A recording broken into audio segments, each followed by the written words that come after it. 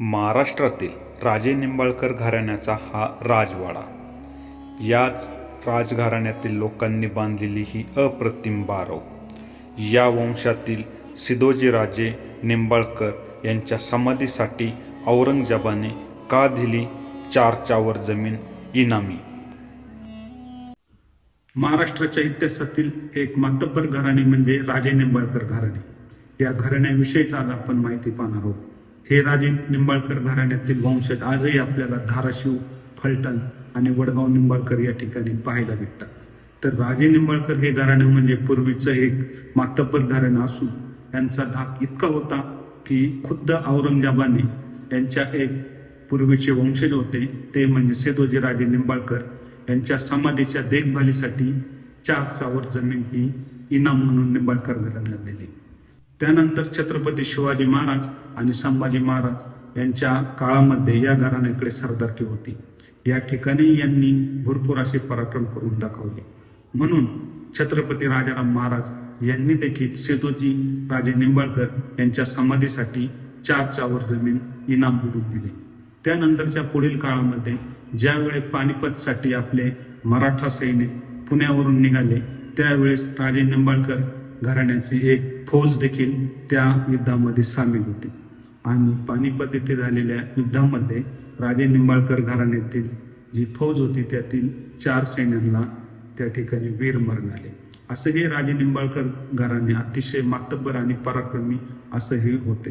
तर आपण हे जे आज महाराष्ट्रामध्ये संपूर्ण निंबाळकर घराणे आहे यांची पूर्वीची घराण्याची एकच शाखा होती.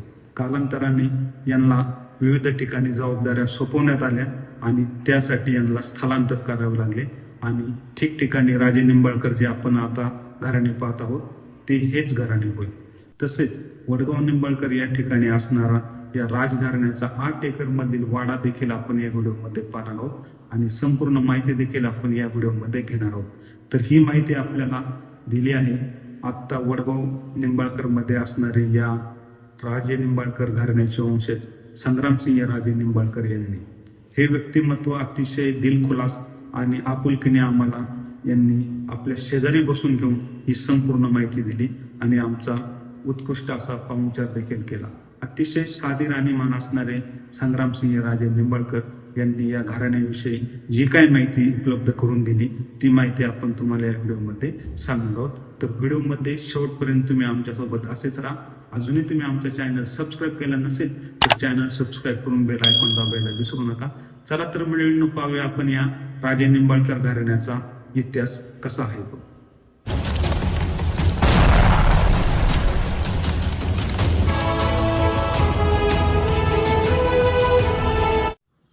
जय शिवराय मंडळींनो, तर स्वागत आहे तुमचं एक नवीन व्हिडिओमध्ये.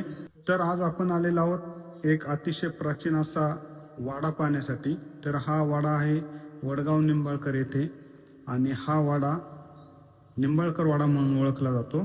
तर या वाड्याचे जे मेन पूर्वीचे पूर्वज होते विठ्ठोजी राजे निंबाळकर यांच्या निर्मित हा वाडा आहे आणि या वाड्यामध्ये आजही त्यांचे काही वंशज आपल्याला या ठिकाणी राहताना दिसत आहेत.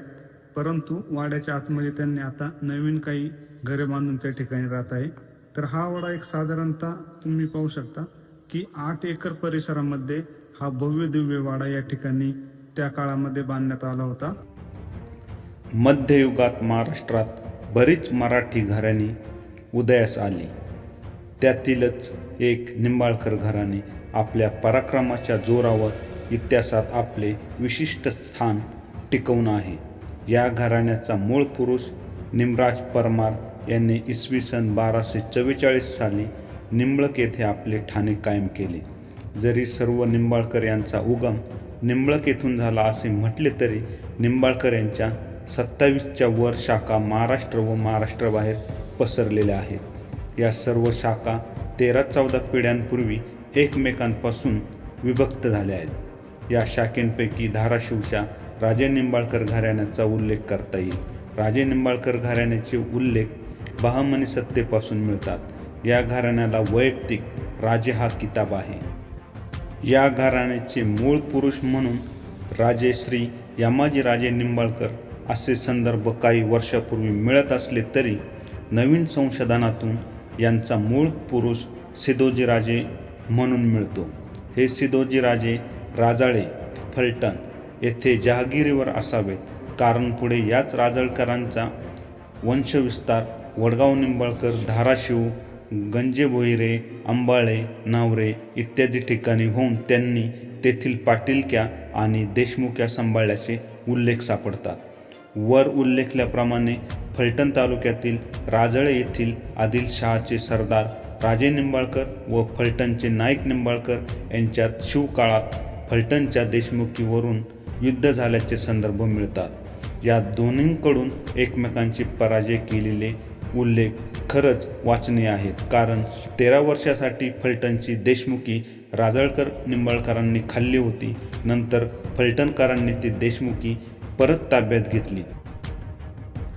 याच राजळकर सिदोजींच्या वंशातील विठोजीराजेंना वडगाव निरथडी येथील जहागिरी मिळाली याचे उल्लेख खंड लेख 18 मध्ये मिळतात. पुढे यातूनच या गावाचे नाव वडगाव निंबाळकर असे पडले.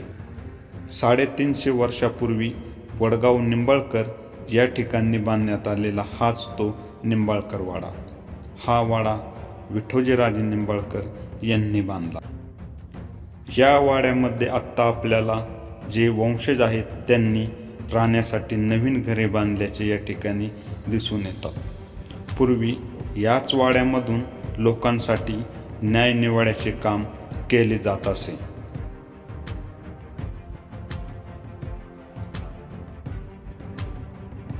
वाड्याच्या मुख्य प्रवेशद्वारावरती पूर्वे 2 मजले असल्याची माहिती मिळते.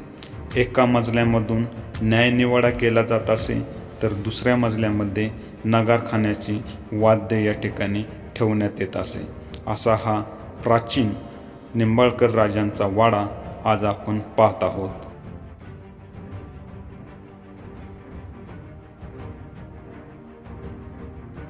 या वाड्यातून मोठमोठे भुयारी मार्गे बाहेर जात असल्याची माहिती आपल्याला संग्रामसिंह राजे यांनी दिली.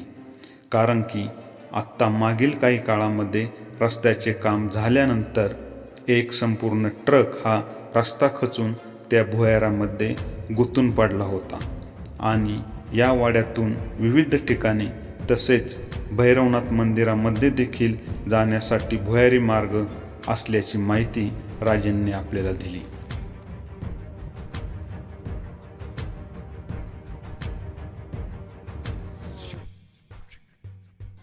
या ठिकाणी राजघराण्यातील घोडे आणि सैन्यातील घोडे यांची बांधण्याची जागा म्हणजेच घोड्याची पागा देखील असल्याचे आपल्याला माहिती मिळते.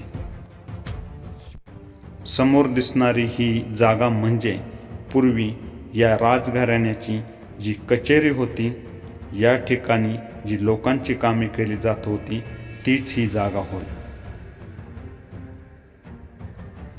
गावातील ग्रामदैवत असणारे भैरवनाथ मंदिरासमोर राजे निंबाळकर घराण्यातील व्यक्तींनी ही बांधलेली बारव आपल्याला या ठिकाणी पाहायला भेटते.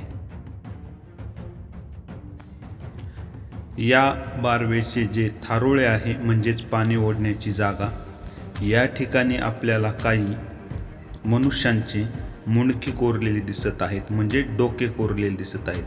कदाचित ही डोके असणारी माणसे म्हणजे या राजघराण्यातील पूर्वीचे वंशज असू शकतात, असे हे या ठिकाणी पाहिल्यानंतर आपल्याला एक अंदाज लावता येतो. या बारवेत असणारा शिलालेख वाचल्यानंतर ही बारव श्रीमंत माधवराव रामचंद्रराजे निंबाळकर मुकादम पाटील यांनी 19व्या शतकात बांधल्याची माहिती आपल्याला हा शिलालेख वाचल्यानंतर समजते.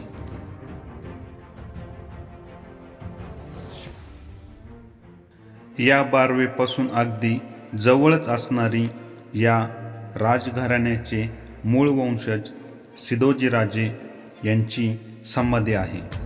आत्ता आपण त्या समाधीकडे जाणार आहोत.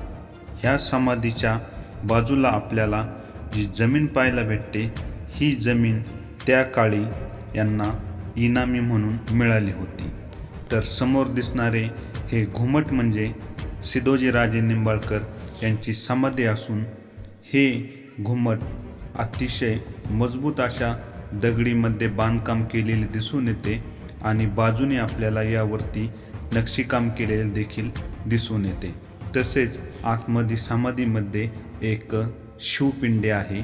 तीच शिवपिंड म्हणजे सिद्धोजीराजे निंबाळकर यांची समाधी होय. आणि याच समाधीच्या देखरेखीसाठी औरंगजेबाने 4 चावर जमीन आणि छत्रपती राजाराम महाराज यांनी 4 चावर जमीन ही इनामी म्हणून दिली होती. 1 चावर जमीन म्हणजे पूर्वीच्या काळी 92 एकर, म्हणजेच 8 चावर जमीन. याचा अर्थ होतो की 736 एकर जमीन या सिद्धोजीराजे समाधीच्या देखभालीकरता या ठिकाणी दिली असल्याची माहिती या समोर आपल्याला दिसणाऱ्या दगडी शिलालेखावरती लिहिल्याची दिसते. हा शिलालेख देवनागरी लिपीतील असून दरवाजाच्या दोन्ही बाजूला त्या जमिनी दिल्याविषयी माहिती आपल्याला या ठिकाणी लिहिलेली दिसून येते. औरंगजेबाने 4 चावर जमीन इनामी दिल्याचा उल्लेख या शिलालेखावर आढळतो. याचाच अर्थ यावरून या निंबाळकरांचे राजकीय वजन त्या काळी किती होते याचा अंदाज येतो. कारण शंभूराजांच्या बलिदानानंतर मराठा रियासत व मोगलांमध्ये मराठा सरदार आपल्या बाजूने वळून घेण्यात एक प्रकारची स्पर्धा लागली होती.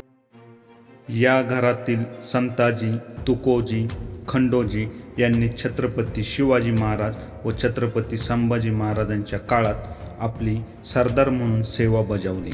पुढे राजश्री यमाजी निंबाळकर यांचा उल्लेख इसवी सन 1675 ते इसवी सन 1778 पर्यंत बऱ्याच ठिकाणी येतो.